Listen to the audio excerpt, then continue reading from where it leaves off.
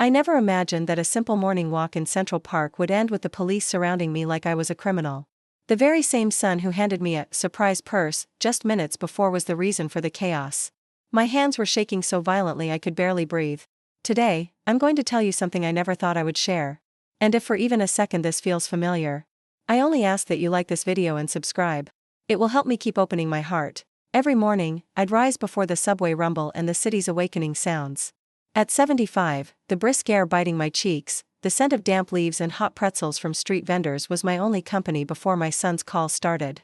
My apartment on the Upper West Side was lined with fading photographs of better days.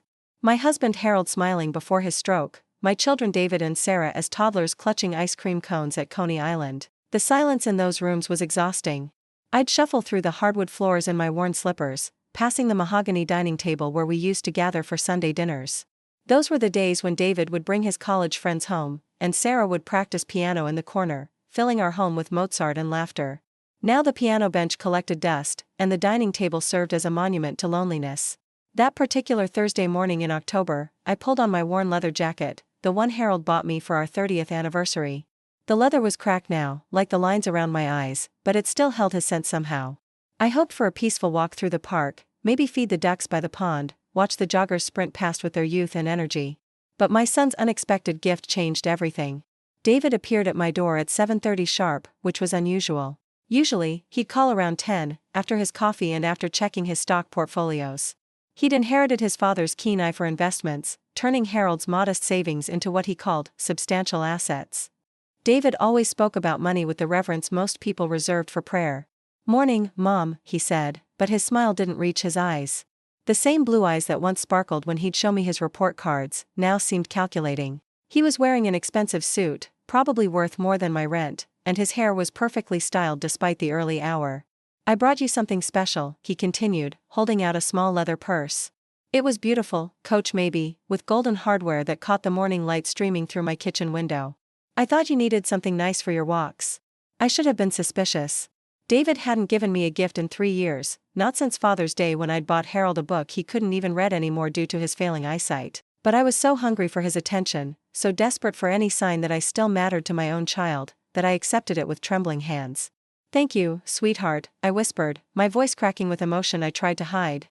"It's beautiful." He kissed my forehead quickly, like checking a task off his list. "Enjoy your walk, Mom. I'll call later." And he was gone, leaving the faint scent of expensive cologne and something else I couldn't identify. Something that made my stomach clench with unease. I transferred my essentials into the new purse. My reading glasses, tissues, the $20 I kept for emergencies, my apartment keys, and a small photo of Harold from our honeymoon. We'd been so young then, so full of dreams about the fortune we'd build together, the legacy we'd leave our children. The morning air was crisp as I stepped onto 79th Street. New York was waking up around me. Coffee shops were opening, their warm light spilling onto sidewalks still damp with dew. Taxi drivers honked at early commuters, and somewhere a saxophone player was practicing scales that drifted through the urban symphony. Central Park stretched before me like a green oasis in our concrete jungle. I'd walked these paths thousands of times over the decades. When the children were small, we'd come here every Saturday. Harold would push Sarah on the swings while David collected rocks by the lake. Those were golden days, when we thought we had all the time in the world. But as I walked deeper into the park, clutching my new purse, I couldn't shake the feeling that something was wrong. The weight of it felt strange, heavier than it should be with just my few belongings inside. That's when I heard the sirens. At first, I thought they were heading somewhere else. Ambulances and police cars were common sounds in Manhattan. But they grew louder, closer, until suddenly 3 police cars surrounded me right there on the path near Sheep Meadow. "Ma'am, step away from the purse and put your hands up." My heart nearly stopped. Me? They were talking to me? I looked around, thinking surely there was some mistake. But their eyes were fixed on me, on my trembling 75-year-old frame, on the beautiful leather purse David had given me just an hour earlier. "There must be some misunderstanding," I stammered, but my voice came out as barely a whisper.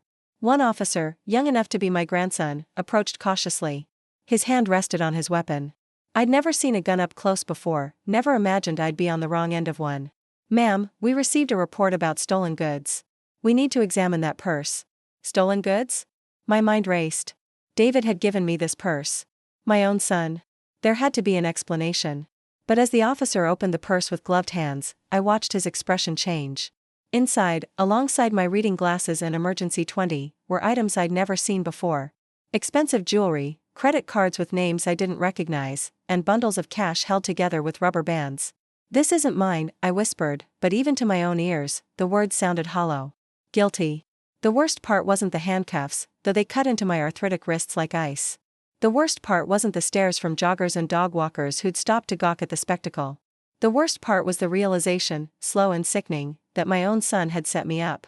This was the same boy I'd rocked to sleep during thunderstorms, the same child I'd worked double shifts to pay for his college education, the same man I'd given thousands of dollars to over the years whenever he claimed to need help with investments or bills. As they led me to the police car, I caught sight of David across the street, partially hidden behind a hot dog cart.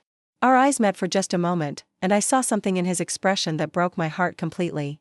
Not surprise, not concern for his mother being arrested, but satisfaction. Like a business transaction had been successfully completed. That was when I understood. This wasn't random. This wasn't a mistake. This was planned. For 50 years, I poured myself into my family. 50 years of sacrifice that began long before David was even born, when Harold and I were newlyweds living in a studio apartment in Queens, dreaming of building something better. I remember those early days so clearly now. Harold working construction during the day and attending night school for his business degree. I cleaned offices until 3 in the morning, then came home to cook his breakfast before he left at dawn. We saved every penny, investing in stocks when we could afford it, slowly building our modest fortune dollar by dollar. When David was born, I quit the cleaning job to stay home. Every diaper change, every sleepless night, every fever and scraped knee became my full-time career. I made his baby food from scratch, sewed his Halloween costumes, spent hours helping with homework at that same mahogany dining table that now collected dust. "Mom, can you wire me some cash?" became as regular as the seasons. It started in college, small amounts for textbooks and meal plans. "You're the only one I can trust," he'd say, and those words melted my resistance every time. But the requests grew larger. "I found this incredible investment opportunity, Mom. If you could just loan me $10,000, I'll triple it in 6 months. Then $20,000 for a business venture that never materialized. Then $50,000 for what he called cryptocurrency investments that would secure all our retirements." I'd sit in the bank manager's office, moving money from our savings account into David's checking account, telling myself it was an investment in his future, in our family's financial security. Harold, by then already showing signs of the stroke that would leave him mostly silent, would just nod when I explained where the money was going. "You always know best, Margaret," he'd say, his voice already beginning to slur slightly. But the money never came back. The investments never paid dividends. The business ventures evaporated like morning fog. And slowly, our comfortable retirement fund dwindled to almost nothing. Sarah was different but equally draining in her own way.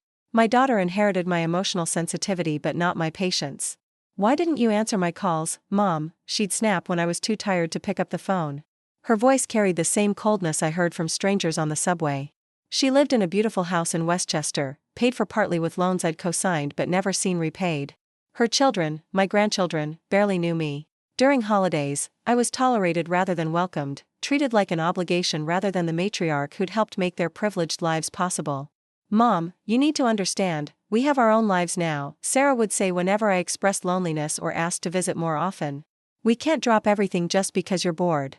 The irony wasn't lost on me.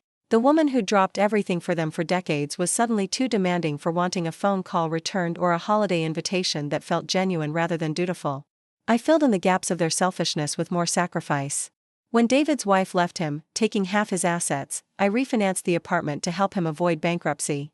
When Sarah's husband lost his job, I paid their mortgage for 8 months while publicly pretending everything was fine. But late at night, lying in bed listening to sirens and distant music from street festivals I was too tired to attend, I began to wonder, was I truly helping, or just feeding demands that would never stop growing?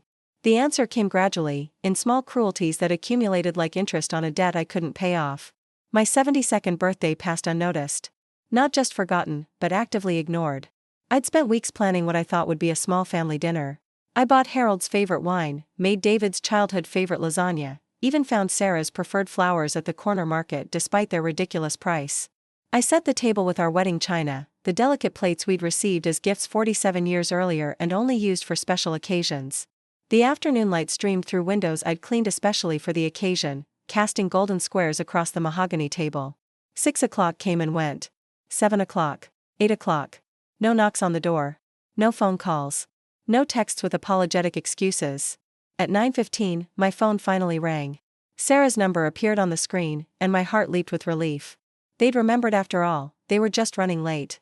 "Mom, I can't talk long, but I wanted to let you know we won't make it tonight," she said, her voice rushed and distracted. I could hear restaurant noise in the background, clinking glasses and conversation. "But Sarah, it's my birthday," I whispered. "Is it? Oh my God, I'm so sorry. We're already out with friends, but we'll definitely make it up to you soon, okay?" The line went dead before I could respond. I sat there in my party dress, a blue silk number I'd saved for special occasions, surrounded by cold lasagna and wilted flowers.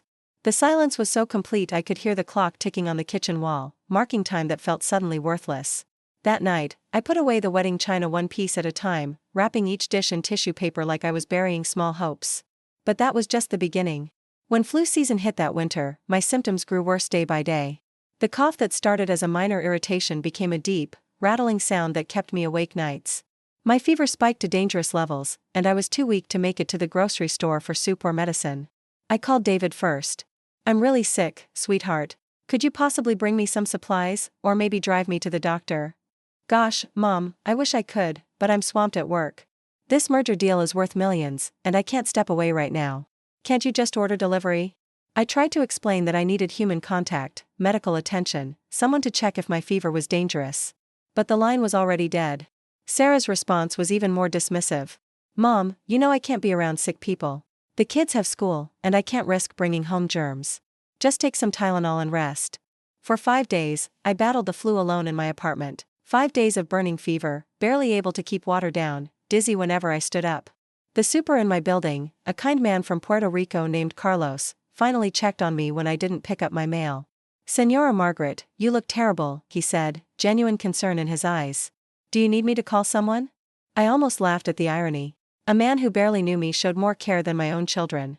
But even Carlos's kindness couldn't prepare me for what I discovered that following spring. I was looking for our tax documents in Harold's old desk when I found them. Credit card statements for accounts I'd never opened, in my name. The addresses were correct, my social security number was listed, but the charges were completely foreign to me. Expensive restaurants I'd never been to. Hotel stays in cities I'd never visited. Cash advances totaling thousands of dollars. The signatures on the applications were mine, but I had no memory of signing them. My hands shook as I spread the statements across Harold's desk, trying to make sense of what I was seeing. The paper trail was clear and damning. Someone had been using my identity, my credit, my financial reputation to fund a lifestyle I'd never lived. But the addresses on the statements led to David's apartment building. The phone number listed for contact was his cell phone. Even the emergency contact was Sarah's information.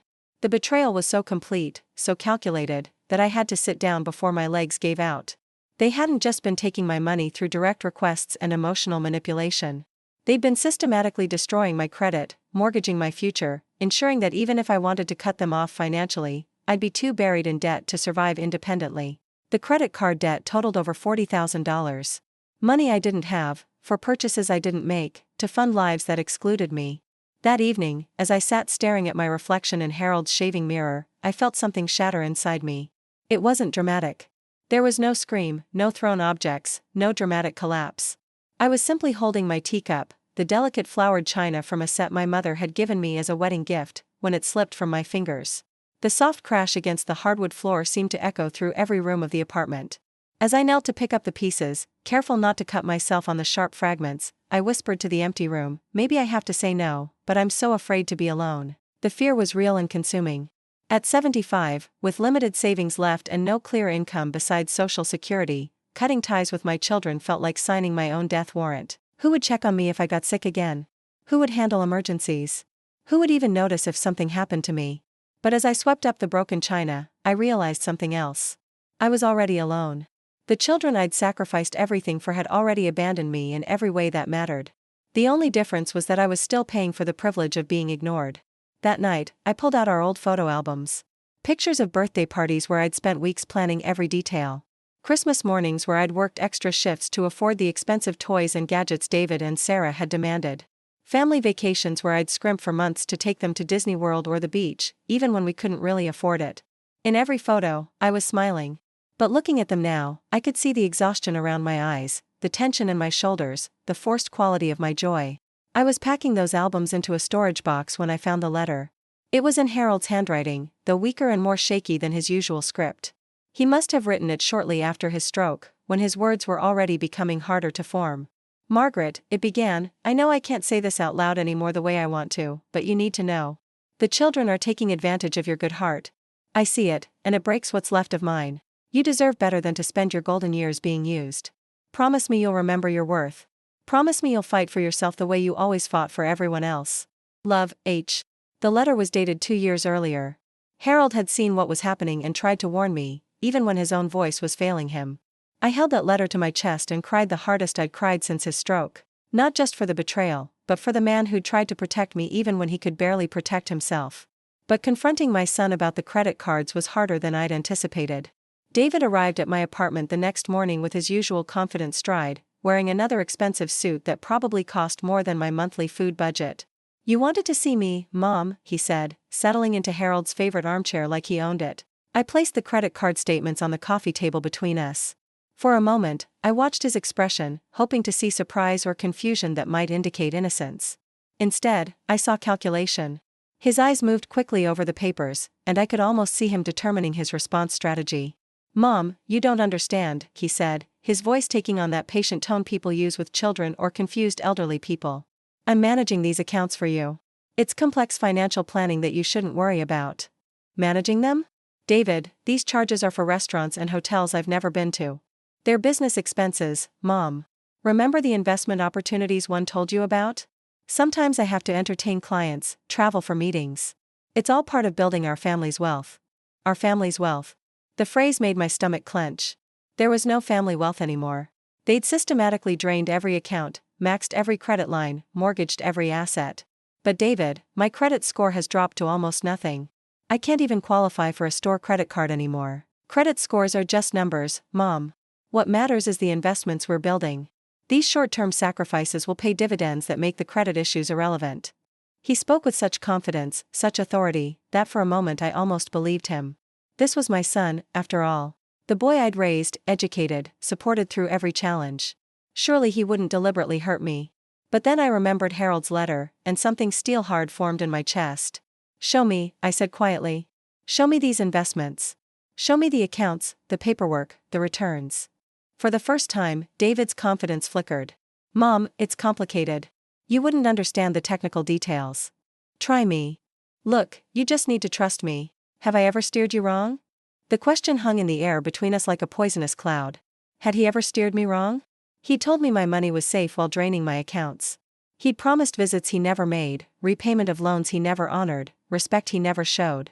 Yes, I said, my voice barely above a whisper. You've steered me wrong about almost everything. His face hardened. The mask of concerned son slipped away, revealing something colder underneath. Fine. You want total transparency? You want to micromanage every financial decision? Maybe it's time for Sarah and me to step back completely. See how you handle everything on your own. It was a threat disguised as an ultimatum. Behave, or be abandoned completely. Harold, sitting in his wheelchair by the window, suddenly spoke up. His words were slurred but clear enough. Leave her alone, David. She's given enough. It was the most he'd said in months, and the effort left him exhausted. But David barely glanced in his father's direction. Dad doesn't understand the situation, he said dismissively. He can't even balance a checkbook anymore. The cruelty of that statement, the casual dismissal of the man who'd built the fortune David was systematically destroying, pushed me past a breaking point I didn't know existed. Get out, I said. Mom, don't be dramatic. Get out of my house. Now. David stood slowly, straightening his expensive suit jacket. Fine. But don't call me when you need help with bills or emergencies. Don't expect visits or holiday invitations. And don't expect any of us to clean up the mess when you can't handle things on your own. The door slammed behind him with finality that seemed to echo through every room. Harold wheeled his chair over to where I sat trembling. His gnarled hand found mine, squeezed it with what little strength he had left. Proud of you, he whispered. But Sarah's response was even worse. When I called to explain what had happened with David, hoping for understanding or at least neutrality, her reaction was immediate and vicious. Mom, you're embarrassing us. Do you realize how this looks? You're making David out to be some kind of criminal just because you don't understand modern finance. Sarah, he opened credit cards in my name without permission. He was trying to help you build wealth. Instead of being grateful, you're attacking him publicly and creating family drama that affects all of us. I haven't made anything public. I just asked for an explanation. Well, word spreads in our community. People are talking about how you've turned on your own children after everything they've done for you. It's humiliating. Everything they've done for me. I tried to think of a single example, a single gesture of genuine care or support over the past decade. What exactly have they done for me, Sarah? They visit you. They include you in family events. They manage your finances so you don't have to worry about complicated investment decisions. Each statement was so far from reality that I felt like I was living in an alternate universe. Visits that never happened, invitations that came with conditions and time limits, financial management that consisted of theft and fraud. Sarah, when was the last time you visited me? I was just there for Christmas. It's May, sweetheart. Christmas was 4 months ago, and you stayed for less than an hour. I have my own family now, Mom. My own responsibilities. I can't spend all my time managing your social needs. My social needs. As if wanting to see my daughter and grandchildren occasionally was some unreasonable demand. But then there was Emily. Emily was the granddaughter of Mrs. Patterson, my next-door neighbor. A bright college student studying social work at NYU, she'd moved into her grandmother's apartment temporarily to help with caregiving while finishing her degree. I'd noticed her in the hallway, always carrying heavy textbooks and wearing the kind of earnest expression that reminded me of my own children at that age. She was polite when we passed, holding doors and offering genuine smiles. But it was after my confrontation with David that Emily truly entered my life. She knocked on my door that evening, carrying a plate of homemade cookies and wearing a concerned expression. Mrs. Miller, I hope you don't mind me bothering you, but I heard raised voices earlier, and I wanted to make sure you were okay. I was so surprised by the genuine concern in her voice that I started crying right there in my doorway. Oh honey, I'm fine. Just family disagreements. Emily stepped inside without invitation, set down the cookies, and simply listened while I told her everything. Not just about David and the credit cards, but about years of neglect, manipulation, and financial abuse. She didn't interrupt or offer quick solutions. She didn't tell me I was exaggerating or misunderstanding. She just listened with the focused attention I hadn't received from anyone in years. Mrs. Miller, she said finally, what you're describing sounds like elder financial abuse. It's more common than people realize, and there are legal protections available.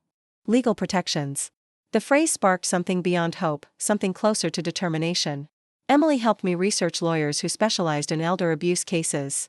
She drove me to appointments, helped organize my financial documents, and most importantly, believed me when I described what had been happening. Your children trained you to doubt your own perceptions, she explained one afternoon as we sat organizing bank statements. It's called gaslighting. They convinced you that their treatment was normal, that you were the problem. The first step toward freedom came when Emily encouraged me to change my banking passwords and close the fraudulent credit cards. No, I said to the customer service representative. Not to Emily, not to some external pressure, but to my own trained instinct to avoid conflict. Ma'am, are you sure you want to dispute these charges? The account shows authorized user status.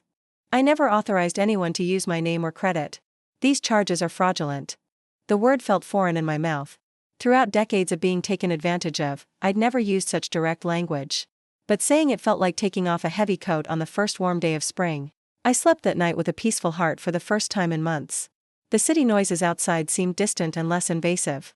Even Harold seemed more relaxed, as if my newfound resolve had lifted some invisible pressure from our home.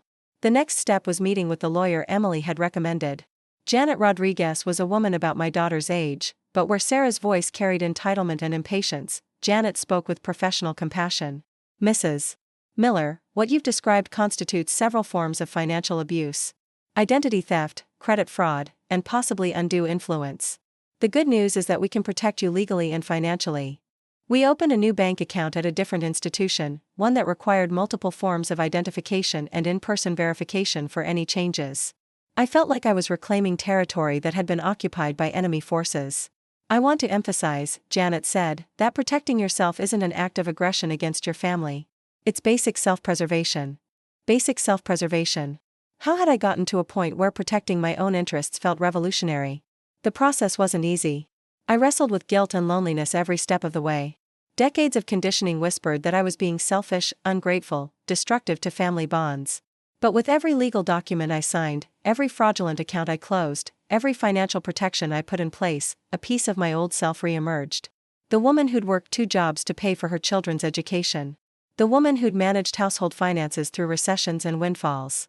The woman who'd built a marriage and family through careful planning and fierce dedication. That woman had never disappeared. She'd just been buried under years of exploitation and manipulation. Months later, as autumn crept into the city and the leaves in Central Park began their spectacular transformation, the family decided to gather for Thanksgiving. The invitation came from Sarah, delivered with characteristic passive aggression. "We're having Thanksgiving at my house this year. David will be there with his new girlfriend. If you want to come, dinner is at 3, but don't create drama or make accusations. We want a peaceful holiday. Don't create drama. Don't make accusations." The ground rules established my position clearly: tolerated guest, not honored family member. But something had changed in me over those months of legal and financial independence. The fear of losing them had been replaced by something more powerful: respect for myself. I arrived at Sarah's house carrying a photograph I'd found while organizing old papers. It was from David's college graduation, one of the last pictures where our family looked genuinely happy together. Harold was healthy, I was proud, Sarah was laughing at something her brother had said. David's arm was around my shoulders, and his smile reached his eyes. The dining room buzzed with forced cheer when I entered.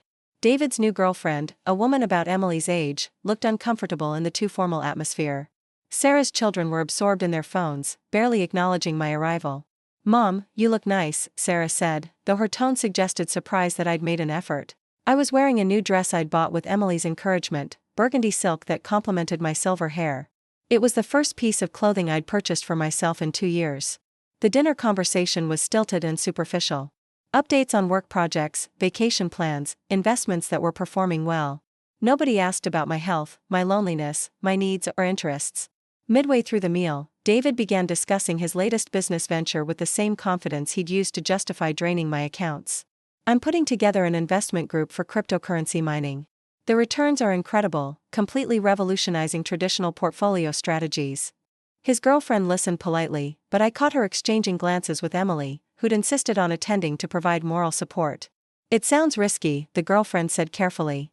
"All the best investments carry risk," David replied. "That's why most people stay poor. They're afraid to make the moves that create real wealth.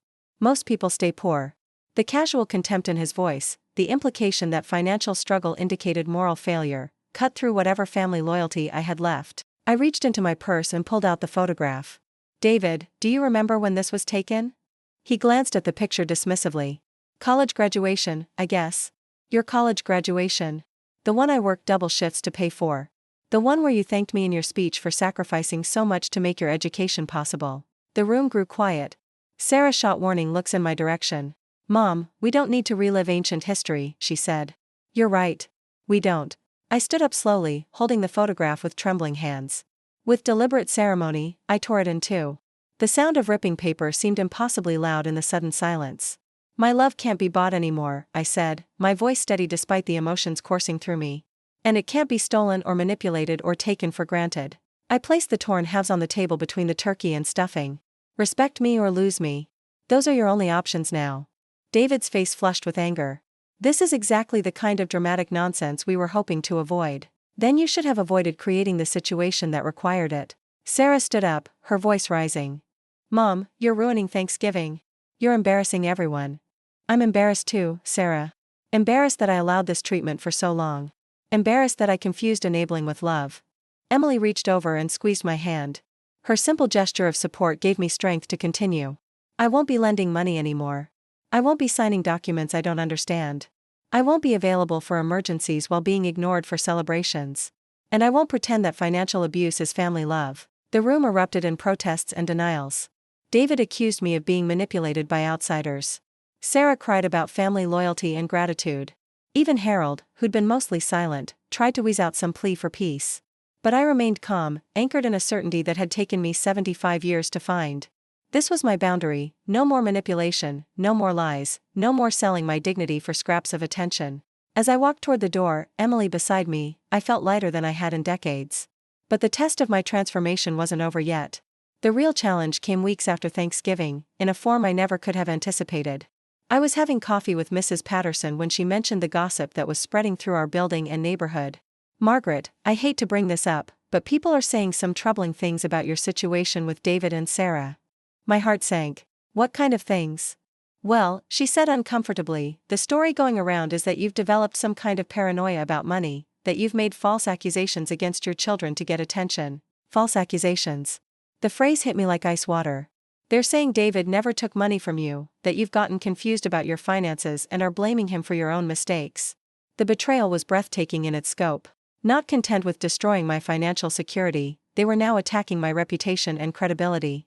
Some people are even saying you've become mentally unstable, that you need supervision for your own safety. I felt the familiar panic rising, the urge to defend myself, to prove my sanity and competence to neighbors I barely knew. But something had changed in me over those months of legal and therapeutic work with Emily and Janet.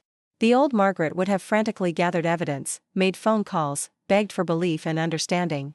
The new Margaret listened quietly, nodded, and held her silence like armor. Mrs. Patterson, people will believe what they choose to believe. I know what happened to me, and I've taken steps to protect myself. That's what matters. But Margaret, your reputation? My reputation was already damaged by years of accepting unacceptable treatment. A little gossip can't hurt me more than I've already hurt myself. The quiet confidence in my own voice surprised me. I was no longer the fragile, desperate woman begging for love and validation from people who'd already shown their true nature. This silent strength seemed to surprise everyone around me. Neighbors who'd expected explanations and pleas instead encountered serene certainty. Family members who'd counted on emotional manipulation found their tactics suddenly ineffective. I had become a force anchored in self-respect, and nothing could shake me. The final test came that winter, in the form of a family crisis that would have once sent me scrambling to help regardless of the cost. David's business venture failed spectacularly. The cryptocurrency investments he'd touted so confidently crashed, taking with them not only his money but funds he'd borrowed from other investors. Sarah called me in tears. "Mom, David might go to jail. The investors are claiming fraud. He needs money for lawyers, and his credit is destroyed. We need you to refinance the apartment again." The old Margaret would have been at the bank within hours, signing whatever papers were necessary to save her son from the consequences of his actions. The new Margaret listened carefully and responded with measured calm. "Sarah, I'm sorry David is in trouble. But I can't help financially." "But Mom, he's your son. He could lose everything. He's lost everything before, and I've bailed him out before. It didn't teach him responsibility then, and it won't now. People will think you're a terrible mother if you let your own child face bankruptcy and possible jail time. People have thought many things about me over the years. Most of them were wrong." The conversation continued for 30 minutes, with Sarah cycling through every manipulation tactic that had worked in the past. Guilt, fear, obligation, threats of abandonment.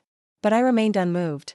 Not because I didn't love David, but because I finally understood that enabling his destructive behavior wasn't love at all. When spring arrived, I took a step that would have been unimaginable a year earlier. Emily had mentioned a community art class offered through the local senior center, something I'd dismissed for years as frivolous. "I used to paint," I told Emily one afternoon as we walked through the park. "Before I got married, I actually thought about studying art in college." "What stopped you?"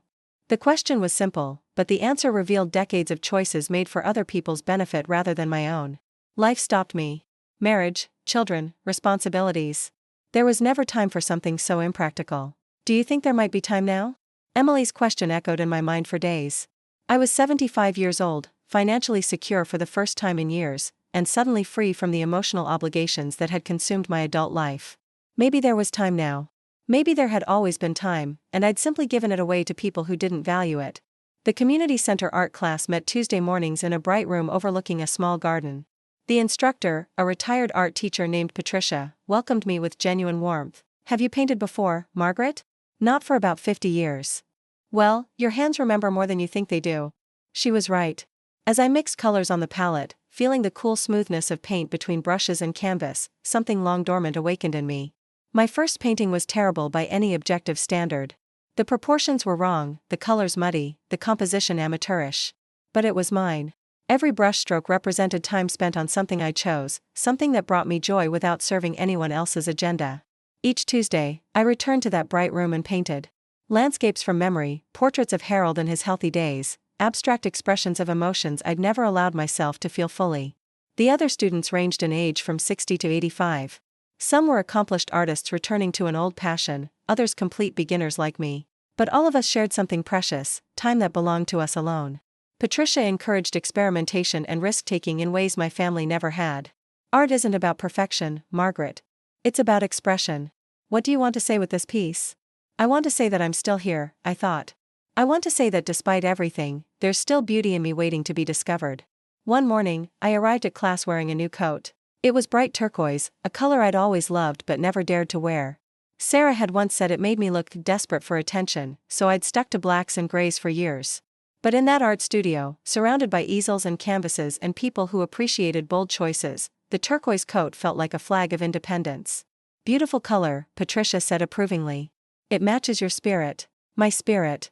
When was the last time anyone had noticed or commented on my spirit? Emily joined me for gallery visits on weekends. We'd walk through the Met or MoMA, discussing technique and interpretation, seeing familiar masterpieces with eyes newly educated by our own creative struggles.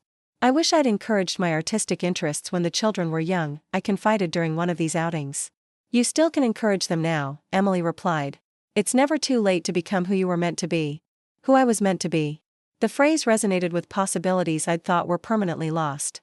We took weekend walks through different neighborhoods, discovering urban art installations and street murals I'd never noticed during my decades of rushing through errands and obligations. For the first time in years, laughter bubbled from my chest, genuine and free.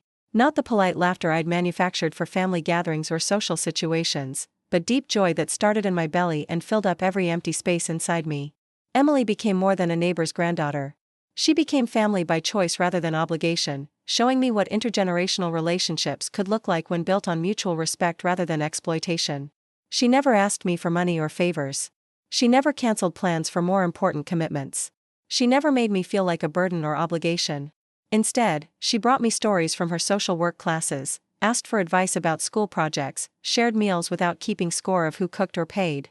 This was what family could be, people who chose each other and honored that choice consistently. Now, 6 months after that terrible morning in Central Park when police surrounded me because of my son's betrayal, I sit on my small balcony watching the Hudson River sunset. The sky is painted in hues of fire and hope, colors that would have seemed impossible to capture on canvas when I was trapped in the gray prison of family obligation. I've packed away the pain of those years not as a loss, but as education and what I won't accept ever again. The apartment feels different now. Harold and I have settled into a routine that honors his limitations while respecting my independence.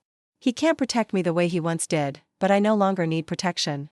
I've learned to protect myself. The dining room table hosts art supplies now instead of gathering dust. Brushes and paints have replaced the formal place settings that waited for family dinners that never came. Sarah calls occasionally, usually when she needs something or wants to test whether my boundaries have softened. I listen politely and decline politely, no longer afraid of her disapproval. David hasn't contacted me directly since his legal troubles began, though I hear updates through mutual acquaintances.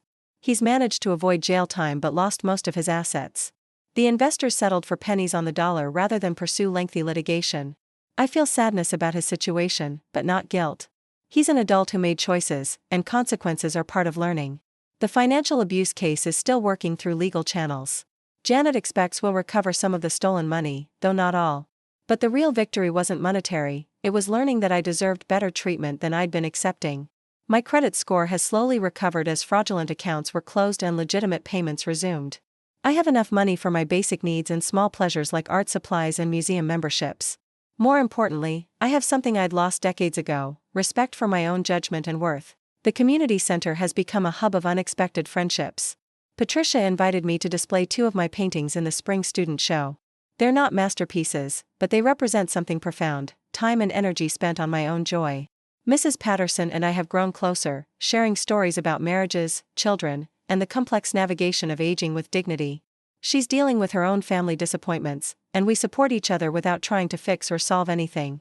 Emily starts graduate school and social work next fall. She's moving to a larger apartment but promised to stay in touch. I've offered to help with moving expenses, a freely given gift rather than an extracted obligation. Mrs. Miller, you've taught me as much about resilience as any textbook could, she told me recently. Thank you for letting me be part of your transformation. Part of my transformation. The phrase captures something beautiful about authentic relationships: they change both people involved. Some evenings, I try to imagine what my life would look like if I hadn't found the courage to say no that first time. If I'd continued accepting financial abuse and emotional neglect as normal family dynamics. I'd be broker, lonelier, and trapped in cycles of exploitation that would have continued until I died. My children would have inherited whatever remained of my assets while having never truly known or valued me as a person. Instead, I'm painting sunsets and planning a weekend trip to the Finger Lakes with a ceramics class from the senior center. I'm reading novels I choose instead of financial documents I don't understand. I'm sleeping through the night without anxiety about tomorrow's demands. Most remarkably, I'm no longer afraid of being alone. Solitude has become a gift rather than a punishment. The woman who once begged for crumbs of attention from people who treated her with contempt has discovered that her own company is actually quite pleasant. Life taught me harsh lessons about love, family, and self-worth. But it also gifted me with rebirth at an age when many people assume growth is finished. But my story doesn't end there. Life had more lessons to teach me, more surprises to unfold, more healing to offer. 3 months after that transformative Thanksgiving dinner, I received an unexpected phone call that would test everything I'd learned about forgiveness and boundaries. It was David's girlfriend, the young woman who'd looked so uncomfortable during our family gathering. Her name was Jessica, and her voice carried a nervousness that immediately reminded me of my younger self. "Mrs. Miller, I hope you don't mind me calling you directly. I got your number from David's phone, but he doesn't know I'm reaching out." My first instinct was to hang up. I'd built such careful walls around my peace of mind, and any connection to David felt dangerous. But something in her voice, a desperation I recognized from looking in mirrors during my darkest years, made me listen. "What can I do for you, Jessica? I need to tell you something. About David. About what really happened with that purse, and with your credit cards, and with so many other things." My heart started pounding. Part of me didn't want to know more details about my son's betrayals. I'd worked so hard to move beyond the pain. But Jessica continued, her words tumbling out like water through a broken dam. "He bragged about it, Mrs. Miller. About how easy it was to manipulate you, how you'd do anything for your children no matter how badly they treated you. He said you were emotionally programmed to be taken advantage of." Emotionally programmed. The phrase cut deeper than any of his previous cruelties because it revealed how calculated everything had been. The purse with the stolen items, that wasn't random. He'd been planning it for months, collecting things from various thefts and schemes. He wanted to set you up to be arrested so he could claim you were becoming mentally unstable, get power of attorney, and take control of whatever assets you had left. My legs gave out, and I had to sit down on the kitchen floor, holding the phone with trembling hands. "Why are you telling me this, Jessica?" "Because he's doing the same thing to me now. The expensive dinners, the hotel stays, the cash advances, he's been using my credit cards and identity just like he used yours. And when I confronted him, he said I was being paranoid and ungrateful, just like his crazy mother." Crazy mother. The words hit like physical blows, but underneath the pain, I felt something else, gratitude that Jessica was seeing the truth before it was too late. "He's already drained most of my savings," she continued. "I'm 28 years old, and my credit is destroyed. But the worst part is how he makes me feel like I'm losing my mind, like everything is my fault." I recognized every detail of her story. The pattern was so familiar it felt like listening to a recording of my own experiences from decades earlier. "Jessica, are you somewhere safe right now?" "I'm at my sister's house. I moved out last night while David was at work." "But Mrs. Miller, I'm scared. He knows where I work, where my family lives. And he's threatening to sue me for theft, claiming I stole from him." The irony was breathtaking. David, who had systematically stolen from both of us, was now accusing his victim of theft. But this time, I knew exactly what advice to give. "Jessica, do you have copies of your credit card statements and bank records?" "Yes, I saved everything." "Good. Now listen carefully. You need to contact a lawyer who specializes in financial fraud. Don't wait, don't second-guess yourself, and don't let David convince you that you're overreacting." I gave her Janet Rodriguez's contact information and walked her through the same steps I'd taken to protect myself. But more importantly, I shared something that could only come from lived experience. "Jessica, the hardest part isn't the legal process or the financial recovery. It's learning to trust your own perceptions again after someone has spent so much time convincing you that you're crazy." She was quiet for a long moment, and when she spoke, her voice was thick with tears. "How do you do it? How do you stop loving someone who's hurt you so badly?" The question pierced through every defense I'd built. Because despite everything, despite the theft, the manipulation, the attempts to have me arrested, I hadn't stopped loving David. I'd stopped enabling him, stopped allowing him to hurt me, but the love remained like an ache that would never fully heal. "I don't think we do stop loving them, honey. But we can learn to love ourselves more. We can choose our own well-being over their comfort. We can build lives that don't depend on their approval or presence." That conversation with Jessica changed something fundamental in me. For the first time since my transformation began, I felt useful in a way that had nothing to do with sacrifice or self-denial. My experience, painful as it had been, could actually help someone else avoid the years of damage I'd endured. Over the following weeks, Jessica and I developed an unlikely friendship. She would call when David tried to contact her, when the lawyers needed additional documentation, when the loneliness of cutting ties with someone you'd loved became overwhelming. I shared strategies I'd learned from Emily and Janet, but also emotional tools I'd developed through my own healing process. How to recognize gaslighting when it's happening. How to trust your instincts even when someone you care about insists they're wrong. How to build a life that doesn't revolve around managing someone else's emotions. Sometimes I feel guilty, Jessica confided during one of our phone calls. Like maybe I should have tried harder to help him change, or been more patient with his problems. Guilt is the price women pay for having boundaries, I told her. We're taught that good wives, daughters, and girlfriends sacrifice themselves for the people they love. But sacrifice only works when it's reciprocated, when the other person values what you're giving up. Through helping Jessica, I discovered something I'd never expected: my pain had purpose. Every sleepless night I'd spent worrying about David's finances, every dollar I'd transferred to his account, every birthday I'd celebrated alone, all of it had taught me lessons that could now serve someone else. The healing wasn't just about recovering from abuse. It was about transforming that abuse into wisdom that could prevent others from suffering the same way. But my journey toward complete forgiveness, not of David's actions, but of my own long complicity, required one more crucial step. Emily suggested I might benefit from joining a support group for family members affected by financial abuse. The idea terrified me. Sharing my story with strangers felt like exposing wounds that were still tender. But curiosity won over fear, and on a rainy Thursday evening in March, I found myself in the basement of a community church, sitting in a circle with 8 other people who looked as nervous as I felt. The facilitator, a social worker named Margaret, which made me smile, explained that everyone was dealing with some form of financial exploitation by family members. As people shared their stories, I heard echoes of my own experience in every testimony. A father whose gambling-addicted son had forged his signature on loan documents. A grandmother whose daughter had cleaned out her 401k while promising to invest it wisely. A sister whose brother had used her identity to open credit cards and buy luxury items. The details were different, but the emotional patterns were identical. Love weaponized against financial boundaries. Guilt used to justify theft. Family loyalty exploited to enable destructive behavior. When my turn came to speak, the words flowed more easily than I'd expected. My name is Margaret, and my son spent years systematically draining my bank accounts while convincing me it was for my own good. The hardest part wasn't losing the money, it was realizing that the person I'd raised and loved had become someone capable of such calculated cruelty. Nods of recognition circled the room. These people understood the particular heartbreak of being betrayed by someone you'd have died to protect. But as the weeks passed, I noticed that our group conversations weren't focused on our victimization. Instead, we talked about recovery, about building stronger boundaries, about finding purpose in our survival. One evening, Margaret the facilitator asked if anyone wanted to share what they'd learned about themselves through this experience. I learned that I confused love with control, said Patricia, whose daughter had stolen her inheritance. I thought enabling her bad choices was helping her, but really I was just preventing her from facing consequences that might have changed her behavior.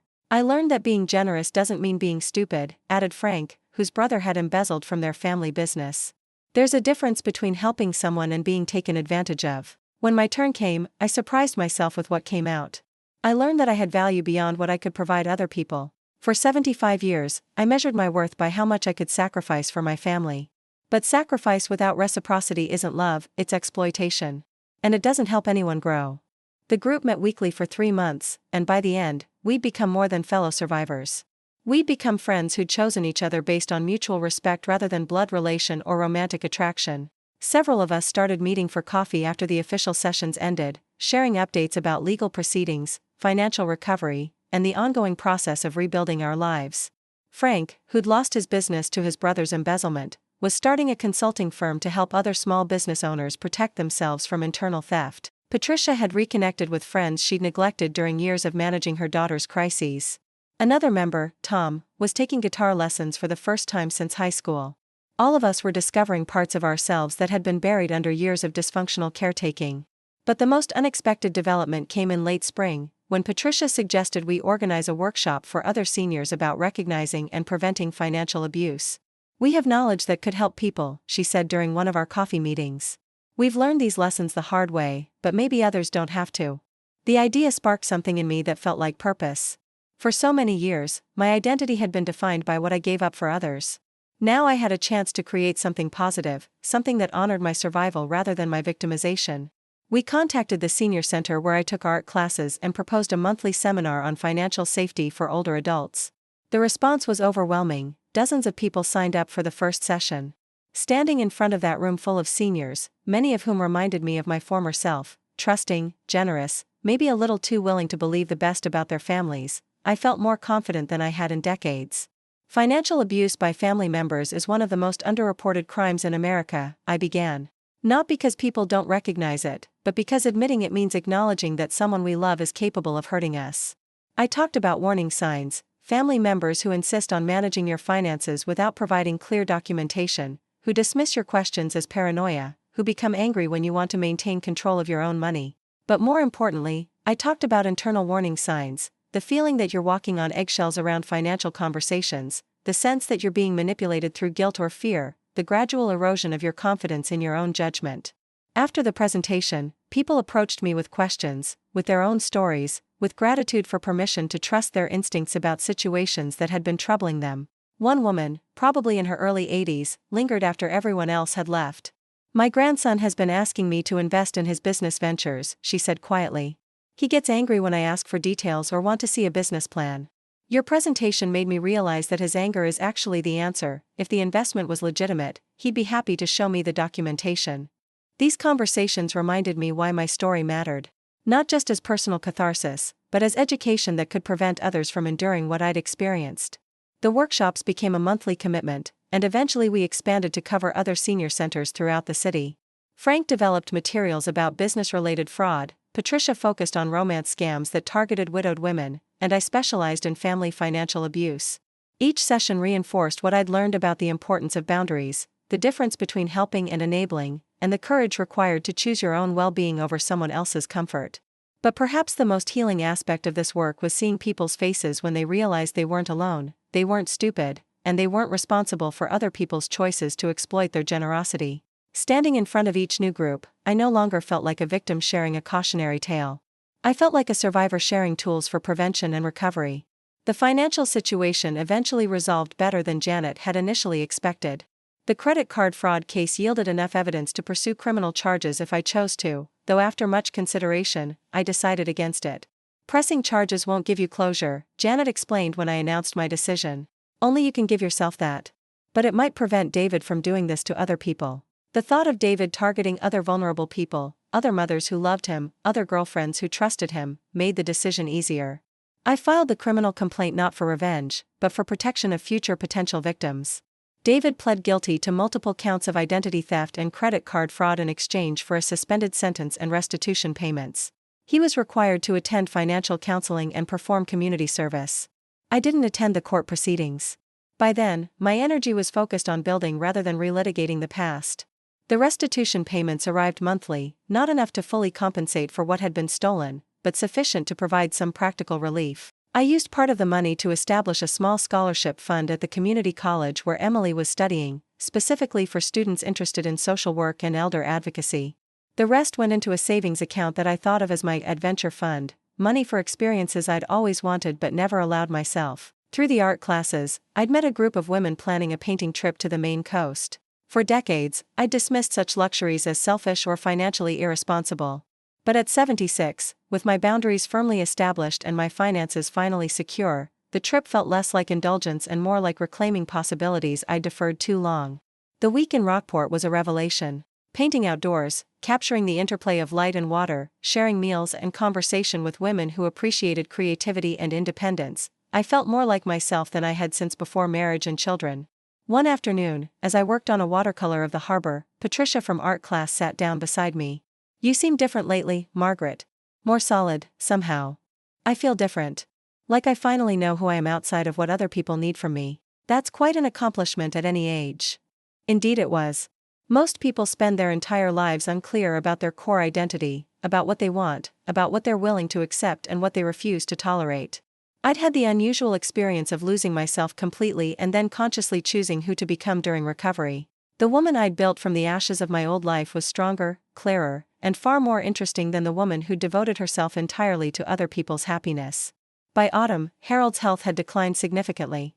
The strokes had made communication difficult, but his eyes still tracked my movements around the apartment, still brightened when I'd share stories about art class or the workshops or my new friendships. I'd hired a part-time aide to help with his physical care, using money from the restitution fund. But the emotional care, reading to him, playing his favorite music, including him in conversations even when he couldn't respond, remained my responsibility and privilege. One evening, as I was showing him photographs from the Maine painting trip, he managed to whisper something that sounded like, proud. Proud of what, sweetheart? You, he said, more clearly. Proud of you. Those words, coming from the man who'd loved me through every version of myself, meant more than any amount of financial recovery or legal vindication. Harold died peacefully in December, with me holding his hand and Emily reading him passages from the travel books he'd always wanted to explore. His passing was sad but not tragic. He'd been ready for months, and I'd had time to say everything that needed to be said. The funeral was small. Sarah attended with her children, maintaining polite distance but showing none of the hostility that had characterized our interactions for years. David sent flowers but didn't come, which was probably for the best. Emily delivered a eulogy that focused on Harold's quiet strength and devotion to family, carefully avoiding any mention of the conflicts that had marked our final years together. After the service, as I stood beside Harold's grave in the cemetery overlooking the Hudson River, Sarah approached me hesitantly. Mom, I want you to know that I'm sorry. Not just about Dad, but about everything. I was wrong to dismiss your concerns about David, and wrong to make you feel like your needs didn't matter. The apology surprised me with its sincerity. Sarah had matured during our months of estrangement, perhaps recognizing some uncomfortable truths about her own behavior. Thank you, sweetheart. That means a lot. Would you maybe like to have dinner sometime? Just the two of us? I studied her face, looking for signs of manipulation or ulterior motives. But what I saw was simply sadness and regret, emotions I understood from my own journey toward accountability. I'd like that. But Sarah, things have changed. I'm not the same person I was 2 years ago, and I won't go back to accepting treatment that doesn't respect my boundaries. I understand. I think maybe I need to learn some new ways of relating to people anyway. That dinner conversation, when it finally happened several weeks later, was unlike any interaction Sarah and I had ever shared. Instead of her usual rapid-fire updates about her accomplishments and complaints, she asked questions about my life, my interests, my feelings about Dad's death.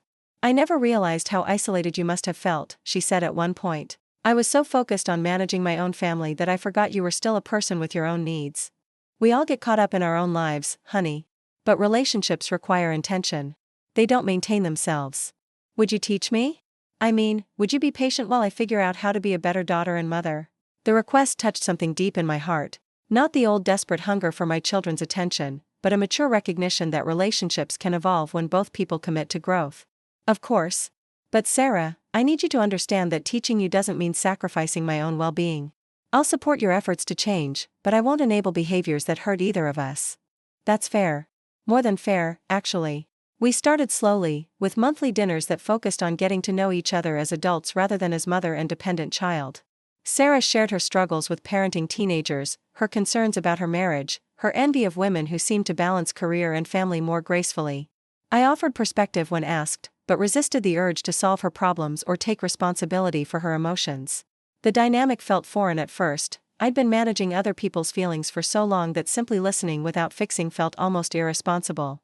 But gradually, I realized that Sarah was capable of handling her own challenges. My previous constant intervention hadn't been helping her develop resilience, it had been preventing her from growing into her full adult capacity. The relationship remained cautious and carefully boundaried, but it was authentic in ways our previous dynamic had never been. David, meanwhile, remained absent from my life. According to Sarah, he'd completed his community service requirements and was working in sales for a technology company. The job paid well enough to make his restitution payments and rebuild his credit slowly. He'd asked Sarah several times about the possibility of reconciliation with me, but I wasn't interested. Some betrayals are so fundamental, so calculated, that forgiveness doesn't require relationship restoration.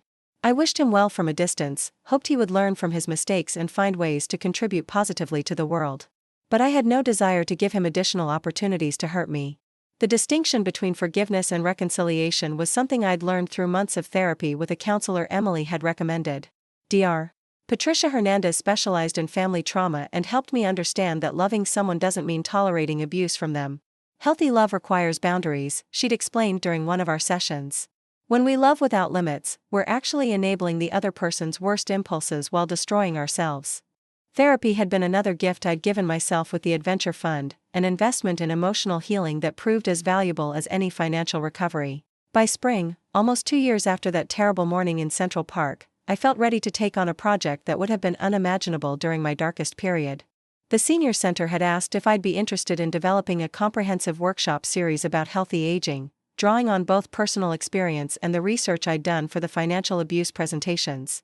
The 8-week course covered topics ranging from estate planning and healthcare advocacy to maintaining social connections and pursuing creative interests in later life. But the session that consistently drew the most engagement was about family relationships, how to maintain loving connections without sacrificing autonomy, how to offer support without enabling dysfunction, how to recognize when professional boundaries are necessary even with relatives.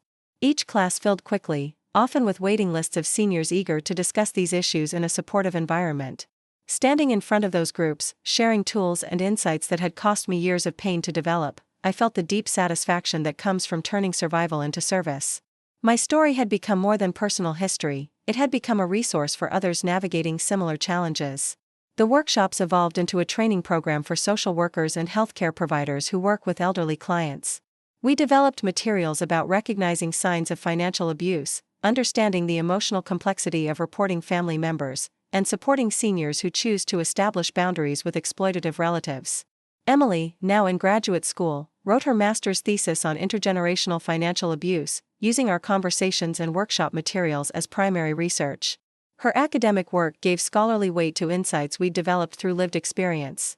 Mrs. Miller, she told me when her thesis was accepted for publication in a social work journal, "You've helped create knowledge that will influence policy and practice for generations of social workers." The idea that my pain could contribute to systemic change felt like the ultimate vindication of everything I'd endured and overcome. Meanwhile, my art had continued developing in directions I'd never anticipated. The painting classes had evolved into private studio time, and Patricia the instructor had encouraged me to enter several local shows. To my amazement, 2 of my pieces sold, landscapes inspired by the Maine painting trip, capturing the stark beauty of rocky coastlines and changing light. The buyers were strangers who simply responded to something in the work, people who wanted to live with images I'd created from my own vision and experience. The validation was entirely different from the family approval I'd chased for decades. This recognition came from offering something authentic to the world, rather than from sacrificing myself for others' benefit. I used the money from art sales to fund a small scholarship program for older adults who wanted to pursue creative interests but lacked financial resources. The program, administered through the community center, provided art supplies and class fees for seniors whose fixed incomes couldn't accommodate such luxuries. Giving felt different now, intentional and boundaried rather than compulsive and depleting. I could offer support without depleting myself, create positive change without sacrificing my own well-being. As I approach my 77th birthday, I'm planning a celebration that would have been impossible during my years of family servitude, a small dinner party with friends I've chosen, featuring food I enjoy, focused on conversations that interest me. Emily will be there, along with several women from art class, Patricia and Frank from the support group, and my neighbor Mrs. Patterson, whose friendship has deepened into genuine affection over shared experiences of aging with dignity. Sarah has been invited and has accepted, understanding that she's welcome as a guest rather than as the center of attention. The evening will celebrate my survival and growth rather than serving as another opportunity for family members to extract emotional labor from me. David won't be there, and that's perfectly fine. Some chapters close not with dramatic confrontations but with quiet acceptance that certain relationships have served their purpose and ended. The apartment still contains photographs from our family's earlier years, but they no longer dominate the decor. Harold's favorites remain prominently displayed, images of our honeymoon, our first apartment, holidays when the children were small and our hopes were unlimited. But new photos share the walls now. Pictures from painting trips, group shots from the financial abuse workshops, candid moments with Emily and my newer friends. Images that document who I've become rather than who I used to be. The dining room table hosts art projects and workshop materials instead of gathering dust. The piano bench serves as storage for painting supplies, since I never learned to play and no one else uses it anymore. Every corner of the apartment reflects choices I've made based on my own preferences rather than other people's expectations or needs. This transformation required grieving not just what my children had taken from me, but what I'd given away over decades of misguided generosity. I've had to acknowledge my own role in enabling the very behaviors that ultimately hurt me. My inability to say no, my confusion of love with sacrifice, my willingness to accept crumbs of attention in exchange for substantial financial and emotional resources. But rather than focusing on regret, I've learned to appreciate the wisdom that comes from surviving such experiences. Not many people get the opportunity to consciously rebuild their identity in their 70s, to discover who they are outside of roles that others have assigned them. To anyone listening who recognizes parts of this story in their own life, I want you to know that change is possible at any stage. You don't have to accept neglect or abuse because someone shares your DNA. You don't have to buy love with money or sacrifice your dignity for temporary peace. Your worth isn't determined by how much others take from you. It's determined by how much you value yourself. Setting boundaries isn't selfish, it's essential. Protecting your resources isn't greedy, it's responsible. Expecting respect isn't demanding, it's basic human dignity. The people who truly love you will adapt to healthier relationship dynamics. The people who resist your boundaries were probably never really loving you anyway, they were using you. It's terrifying to risk losing relationships, even dysfunctional ones. But what I discovered is that I wasn't really losing relationships, I was ending transactions disguised as love. The authentic connections that replace them are smaller in number but infinite in value. If you're 75 and think it's too late to change your life, I'm here to tell you it's not. If you're younger and wondering whether to tolerate treatment you know is wrong, I'm here to tell you don't wait as long as I did. Every day you spend accepting less than you deserve is a day you can't get back. But every day you choose differently is a day you reclaim your own life. Sometimes the most loving thing you can do for someone is stop enabling their destructive behavior. Sometimes the most generous thing you can do is keep your resources for yourself. Sometimes the most family-oriented choice is to step away from family members who don't know how to love you properly. These lessons arrived late in my life, but they arrived with perfect timing. I had exactly the experiences I needed to understand their value.